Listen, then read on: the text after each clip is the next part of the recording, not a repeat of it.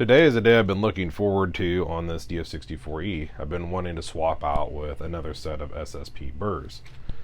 What we'll need is a Phillips head screwdriver, an Allen wrench which came with the DF64E, and whichever burrs you're choosing to put in. In my case, it's the SSP multi-purpose red. I'm gonna open them up real quick so you can see.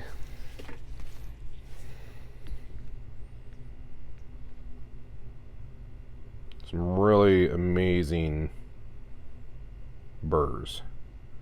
I have a write-up on the Espresso Outlet blog, so make sure to check that out. I'll put a link below that compares the stock burrs with the SSP, all three options. So if you have some questions about which burrs are right for you, that might assist you with making some decisions. So I'm going to reposition the camera and we are going to get to work. So important things first, make sure to have your grinder unplugged. Mine is unplugged and out of the frame. And let's begin by taking the top burr off. Taking the top burr off is a little bit different than the DF64. The DF64, you rotate the entire top. On this one, what it's doing is it's moving the bottom burr up and down with the adjustment mechanism. So this top burr is fixed. And I've mentioned it in other videos. Why do I like this? Well, when you take it apart for cleaning, it's really easy to re-zero. So there it is. I do want to note there are these two screws that stick out of the top. They're not flush like these other screws. And on the lid, there's two indentions. You can easily put this on backwards. It does seem to fit flush, but I would still recommend indexing it the same regardless, just because you don't want to rotate your burrs 180 degrees anyways. So note that there's those two pockets. Next, we're going to use a Phillips head screwdriver. I'd recommend using a vacuum. I've already vacuumed this out. And breaking free these screws. Now this can be a little bit difficult. I usually just put my thumb kind of on the burr and break them free.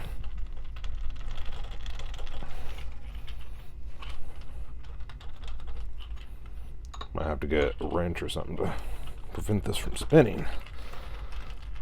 So these two came free. Oh man.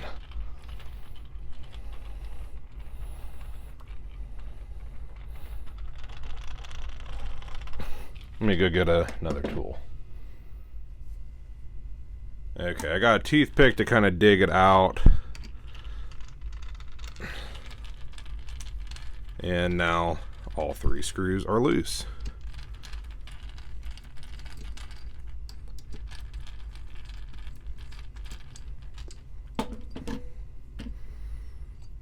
Taking these out, you don't want to damage the outer edge of these burrs. It can be a bit tricky. But there we go. These are the stock burrs. And they're really not that bad of a burr. I've really enjoyed these Italmill burrs. I'm going to set that off to the side. Make sure to keep track of your screws. I noticed something new already. When I put this down, it actually has kind of like a silicone gasket that appears to go right there just to prevent grounds from building up. And before we install the next burrs, we're going to want to clean this out. And I actually have a vacuum right here that'll probably do a little bit better job.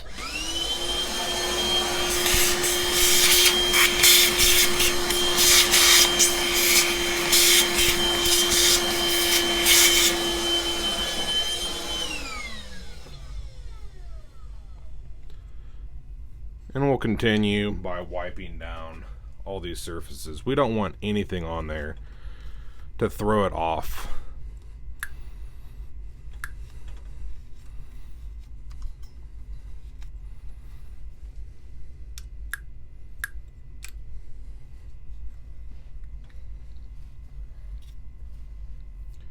Okay, we're going to set this aside, and we will do the same with the top burr.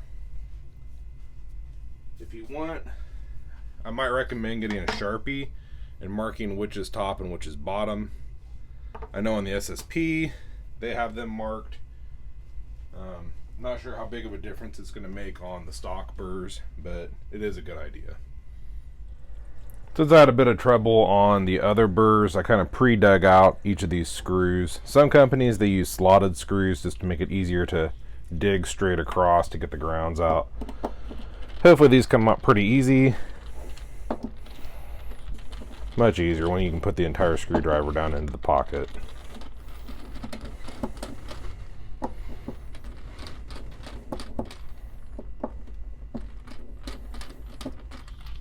And there is the top burr.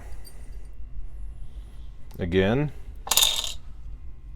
they are providing these little silicone gaskets because I know some people were complaining that some grounds were getting in here, just the way that it was designed. So this is our top burr. I grabbed a Sharpie while we were at it, and I'm going to write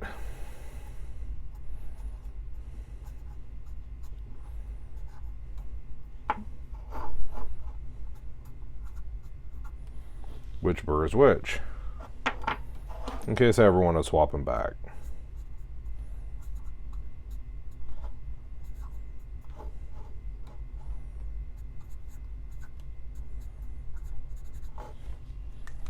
And we're going to put these aside.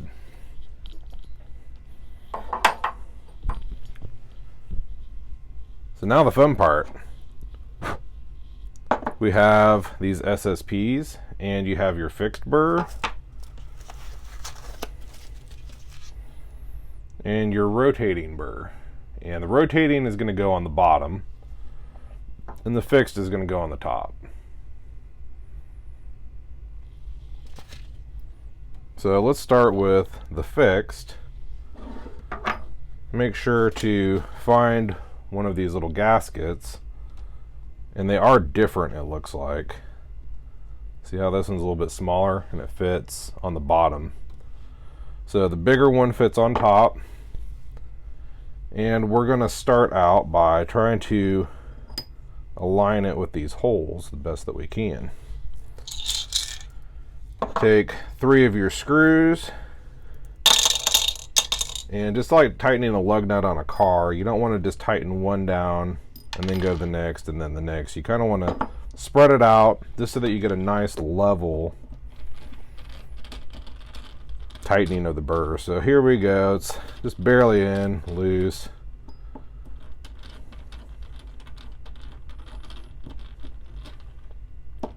Then we're going to start tightening it one by one. Give it a little bit more torque each time.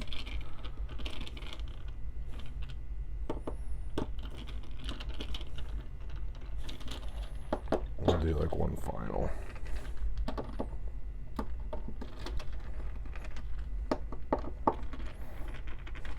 So there we go. We have our fixed burr installed. Let's move the grinder forward, and we're going to install the rotary burr. Now I pop this into place.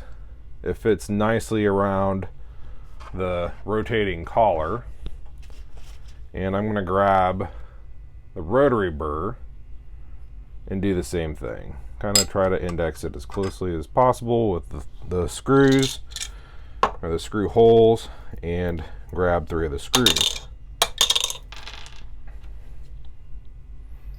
Be careful not to drop it off to the side. You could always pull it back out, but you don't really want to mess up the edges of these burrs at all.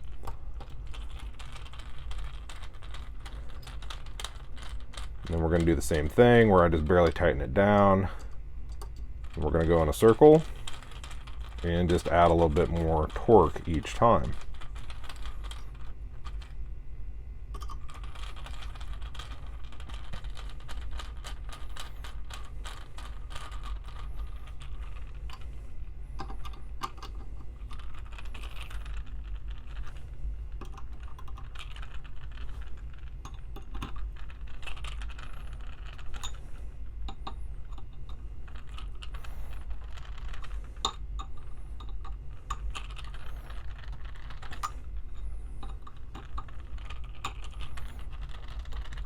And it can be a little bit hard to do, but you don't really want to put anything on the top. You probably could, but you'll want to make sure that this is good and tight afterwards. And you don't really want to stick anything into this chute because you're going to damage your clump breaker. So I tried to just use my fingers. Be careful. These burrs can be a little bit sharp, so you don't want to cut yourself. But there we go. We have both of our burrs in place. And that's quite a bit difference from the stock. So now we will need to align these, and I need to go grab a dry erase marker, but the alignment process on this is going to be maybe a little bit more involved. It's going to require you taking more of the grinder apart. So let me go grab a marker and I'll be right back. You will want a dry erase marker and not a permanent marker. So I have a permanent marker that I marked the bottom of those other burrs with, but the dry erase, as you can see, will wipe off.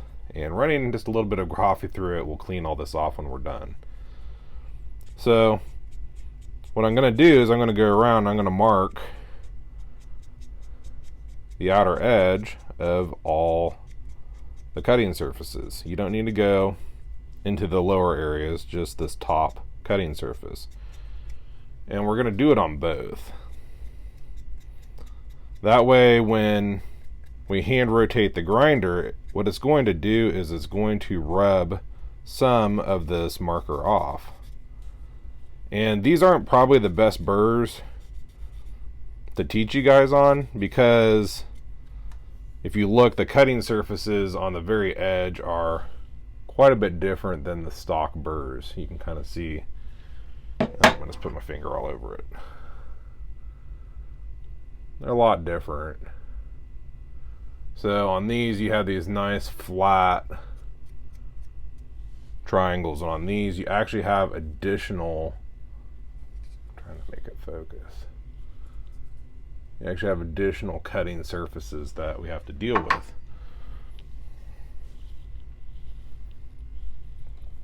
So let's make sure it's good all around. And then we're going to do the bottom.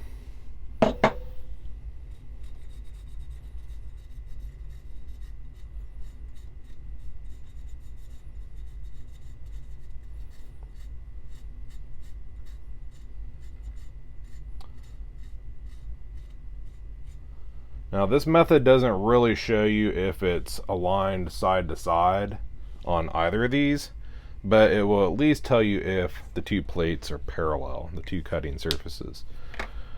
So we've marked both sides, and again we want to remember to index with these two screws and make it as coarse as you can before you reassemble, just in case they're touching.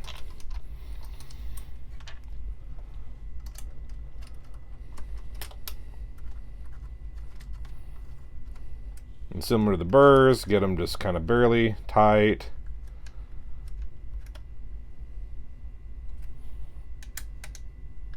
And then snug them up. So there we go. And what we're going to do is we're going to hand turn this. You don't really want to turn this on. And I can tell you right now, we already have a problem. It's not turning. That's what I was talking about. It's going to become a little bit more involved. So because it's not turning, we're going to have to take the bottom of this grinder off, and we're going to have to readjust the 0 point. So I would recommend loosening these up, because we don't really want those burrs smashing together like that. You can see it rotates now, and we don't really want to damage anything. So I need to reposition, and we're going to take the bottom apart. If you haven't watched my full disassembly video, make sure to check it out. It's in my YouTube playlist, but I've already taken this apart. We're going to take these feet off. Some of them be a little bit hard to get off. They're adhesive, so you'll want to keep them away from coffee grounds so that they stick next time you reattach. one more. We're going to set those off to the side and remove the bottom.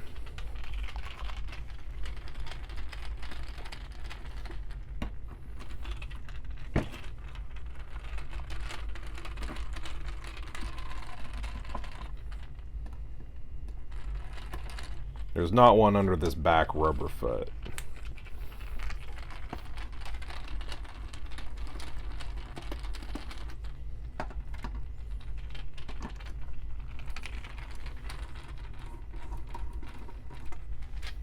Now, the best way to pop this bottom off is to push on this cord, because if you don't do that, you're going to end up pulling against the wires really bad.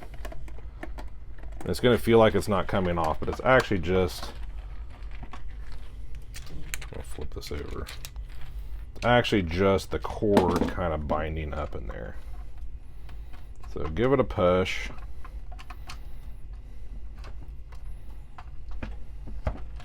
And that'll give you more room. And I'm going to take these screws and set them aside before I lose them. So here we are inside the grinder.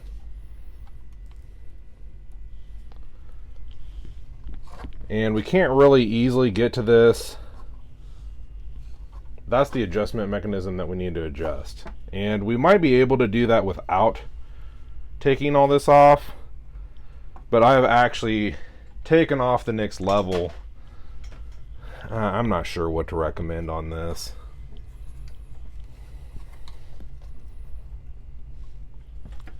We need to probably cut the zip tie holding the capacitor on, but I'm probably just going to take the next layer off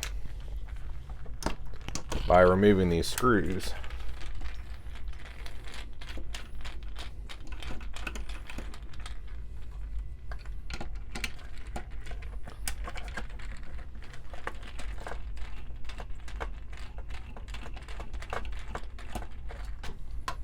Then in the back, there is a single screw underneath these wires.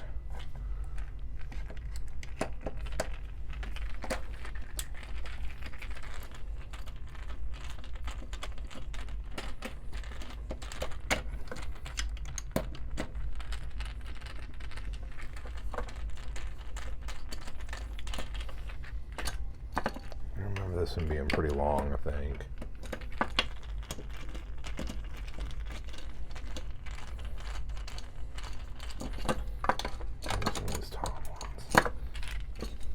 Okay, so we have that loosened up.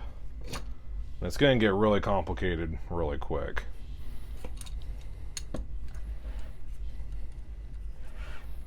Here is the adjustment mechanism that I was talking about. And the dial in the front moves back and forth. Here we are moving it on the bottom. So what we need to do is we need to loosen this up and actually shift the zero. If you notice, they actually have the zero set at the back. It's really hard for me to show you because these wires are so short. I don't want to rip any of these wires. There is a black line at the back, and that's your zero mark from the factory. So I need to go get a wrench. We're going to open this up and we're going to shift this lever so that it changes the zero. Okay, I went and got a small adjustable wrench. I think most people have something like this around your house. I wouldn't recommend using pliers. You might end up damaging your grinder. And what we want to do, this is all the way fine, this is all the way coarse, and right about there is as far over as it's going to go for the grinder. So what I want to do is actually loosen this up a little bit.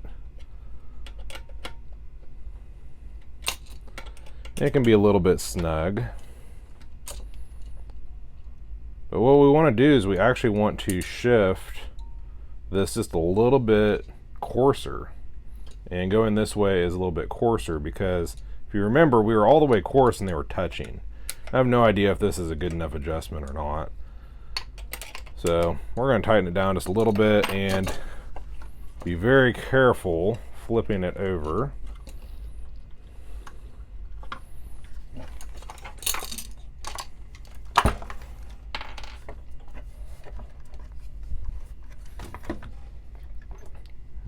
Right now I can spin. I want to go probably all the way fine, and they are touching right there, so this probably needs to go just a little bit coarser.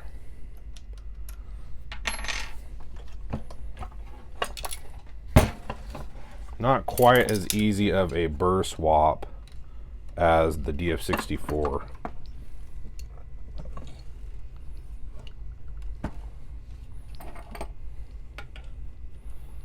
So again, let's tightening it. Let's loosen it a little bit.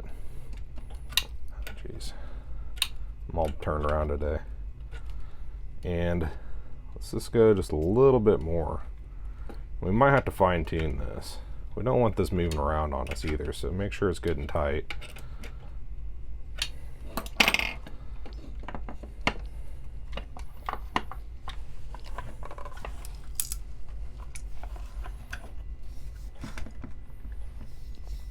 And then we go all the way fine. Still getting a little bit of a rub. We're not even all the way tight. So I will note, I think if I was to do this again, I would go ahead and cut this zip tie on this capacitor and get access to that screw. You don't have a whole lot of room, and you're probably gonna need to use a socket instead of a wrench like this, but you might be able to fit it in the front. I think that's why they have that big opening, but I wasn't having very good luck with it, but I think with some different tools you'd be fine. So we have it all back together. I actually tightened down these main body screws, and I'm not going to probably put the bottom on yet until we make sure that everything is good. Now, tuck all your wires in. You don't want them to pinch, and kind of carefully pull the power cord. And I've actually probably gotten it a little bit too tight, because when we're on 0,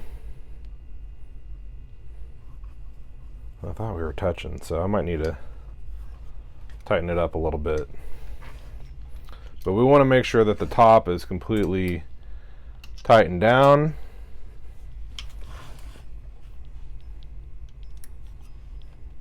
And I probably need to adjust it a little bit more. So you can see this is going to take a while. So as you can see, I got fed up and I clipped the zip tie holding this capacitor in place. Be careful, these can be dangerous. And I want to make sure that when it's all the way fine, that we're getting just a little bit of that barely touching sound. There we are, almost on 0, and you can tell that they are touching. And that's what we need for this burr alignment. So let's tuck everything back in and flip it back over.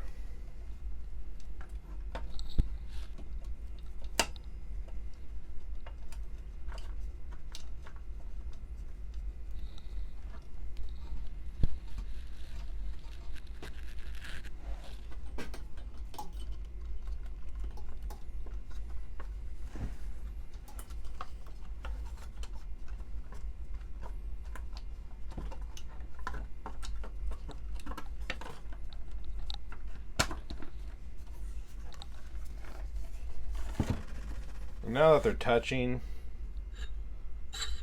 we can take this burr off. You'll want to give it a couple times. We're going to take this burr off and see where it's rubbing. You can tell it spins freely and then it just slightly rubs. And that's how we know it's not perfectly aligned.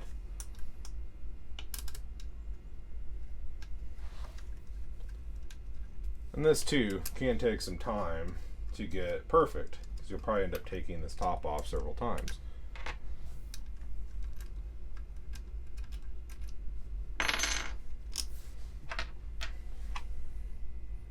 So it's really not the worst. You can see this side has a lot more rub than this side.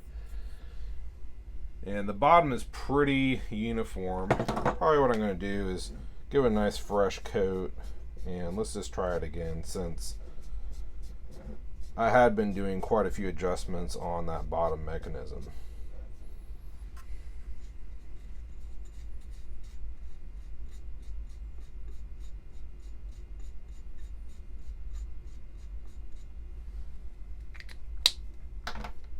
And make sure to index it so that the front is in the front every time.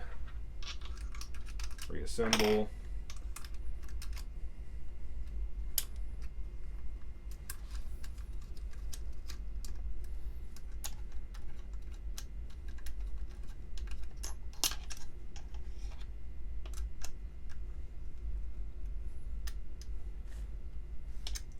Snug them down. Let's spin it.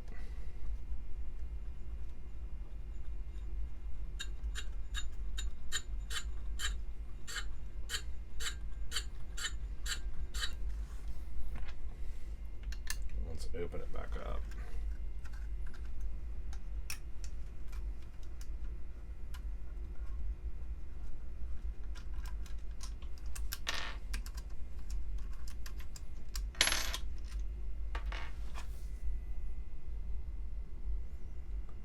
So, looks like it's rubbing on that side and not really rubbing very much all around.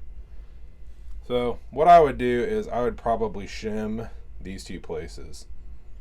Let me get some foil. I might have some down here.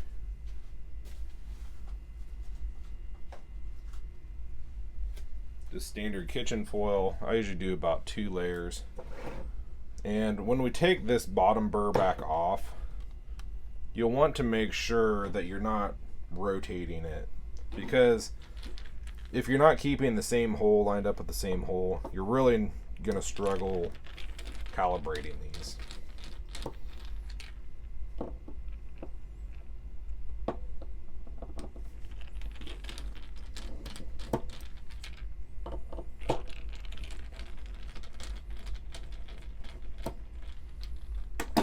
So we want a little bit of foil on either of those.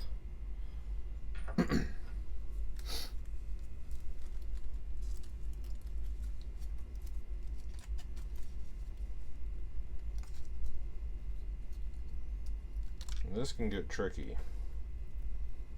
I mean, we're talking a really small piece of foil. I'm actually just going to fold it in half.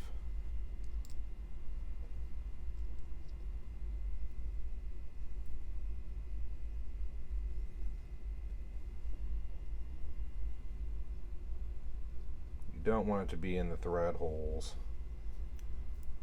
Here's another piece. Oh, it's kind of messed up.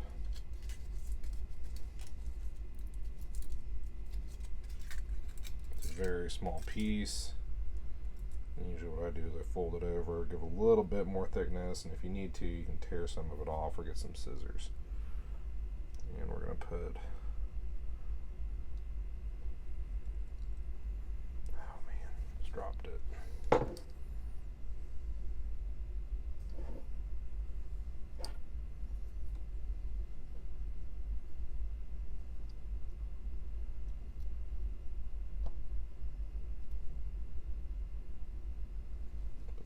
There, and make sure to index it the same as you had before,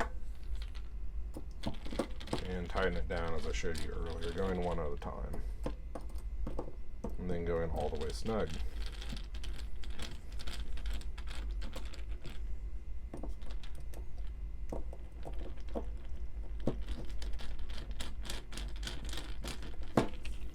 Really long video, but this will take you some time. You don't really need any specialty tools, but you don't want to rush this.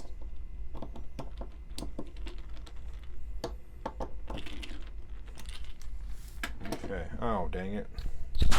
I'm not used to having these grommets, so I'm going to stop the video, put that on real quick, be right back. Reassembled, I hope for the last time. I marked it, and we're about to open it up again. and see if we're better aligned. I put that silicone gasket back in. If anything, I've showed you everything not to do and not to forget. I recommend cutting the zip tie on that capacitor, and if you have another one, it's probably a wise idea to zip tie it back on.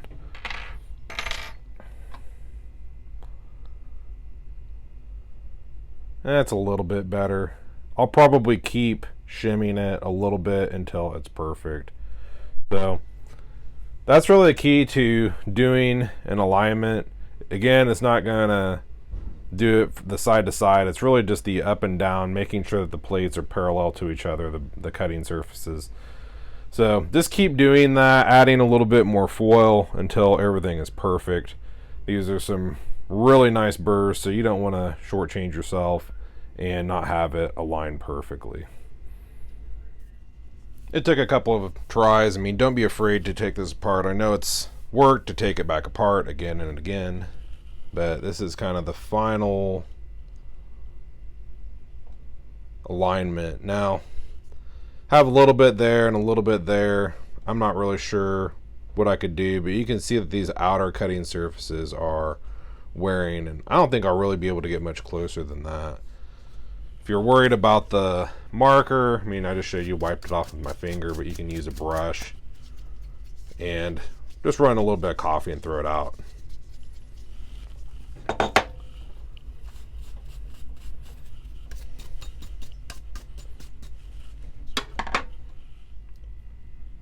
Well, that was a ton of work, but we finally got it all back together, and now it's time for the Maiden Voyage.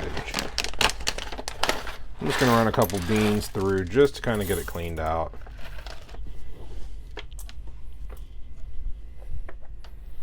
We're going to run it in hand.